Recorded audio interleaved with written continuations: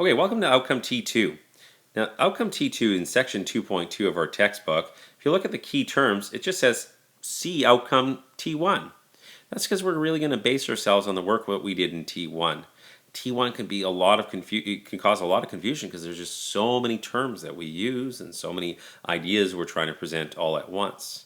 So make sure you ask lots of questions about Outcome T1 before you proceed with T2. Well, if you're here and you're ready to go, let's try T2.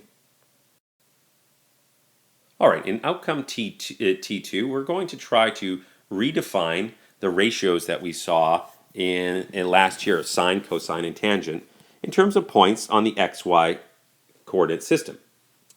Let's start reading. Suppose theta is any angle in standard position, and the point xy is any point on the terminal arm with a distance of r from the origin. So look at the diagram here on the side. Okay. By the Pythagorean theorem,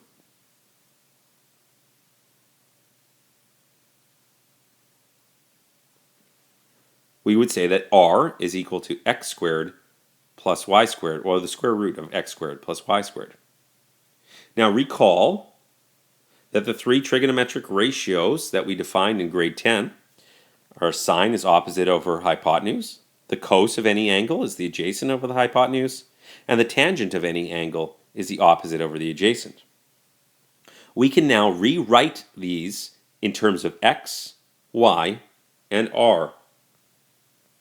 The sine of any angle is the opposite y divided by the hypotenuse r. The cosine of any angle is the adjacent x divided by the hypotenuse r. And the tangent of any given angle is the opposite y over the adjacent x. These three formulas redefine sine, cos, and tan for all angles from 0 to 360 degrees, whereas the original definition in grade 10 really only told us how to deal with these ratios between 0 and 90 degrees. I'd like you to step away from the video and carefully read the table of information found on page 90 of your textbook. Trust me, do it now, but be very thorough in your reading. Provided you've now read that, let's move on to some examples.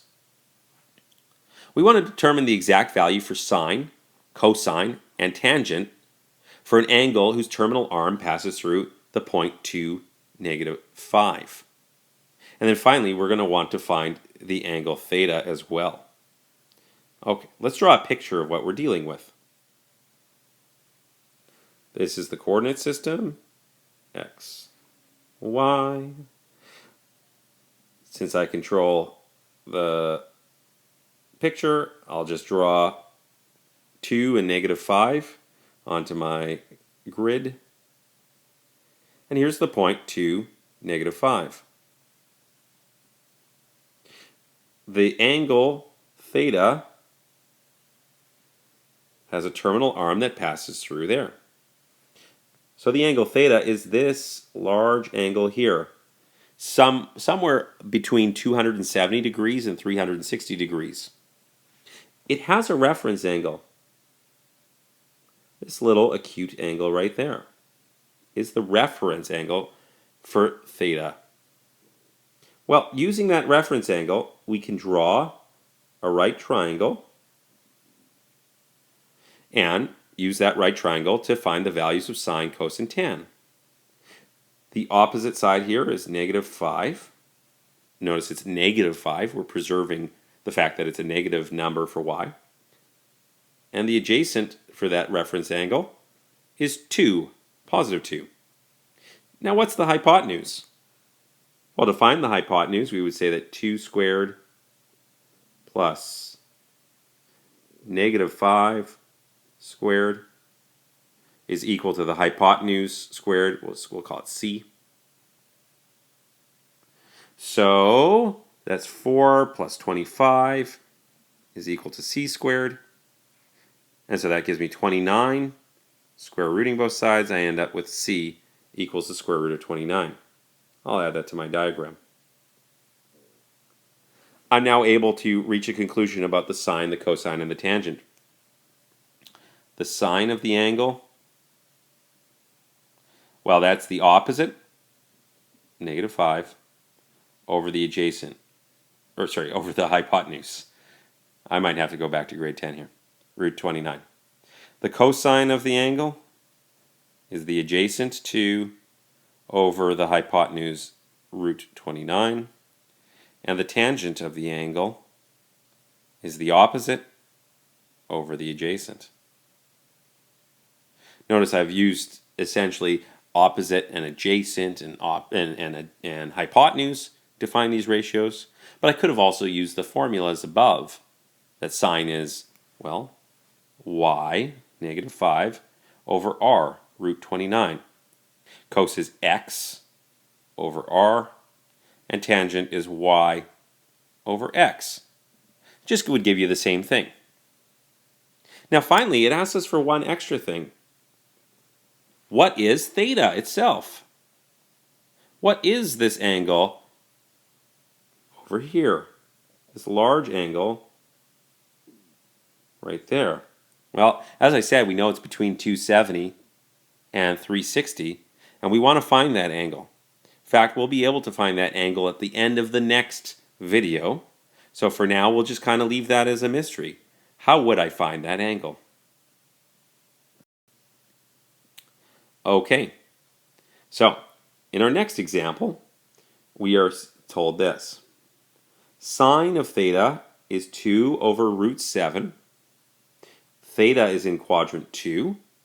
And we want to find what's cos theta and what's tan theta. Okay, let's draw a picture here again of our coordinate system. This is our x and y. Okay, the angle is in quadrant 2, so somewhere around here. Don't know exactly, but this here is the angle, theta. The reference angle is this little angle right there. Okay, and what do we know about this? Well, we know that the sine, the opposite over the hypotenuse, is this ratio here. So there must be some point somewhere along that angle where you would end up with an opposite of 2 and a hypotenuse of root 7. From here, we can find the third side of our triangle by using the exact same thing we've always done. A squared plus b squared is c squared, as they say in shorthand. A squared, whatever that side is, plus 2 squared is going to be equal to the square root of 7 squared. So a squared plus 4 equals the square root of 7 squared, which is 7.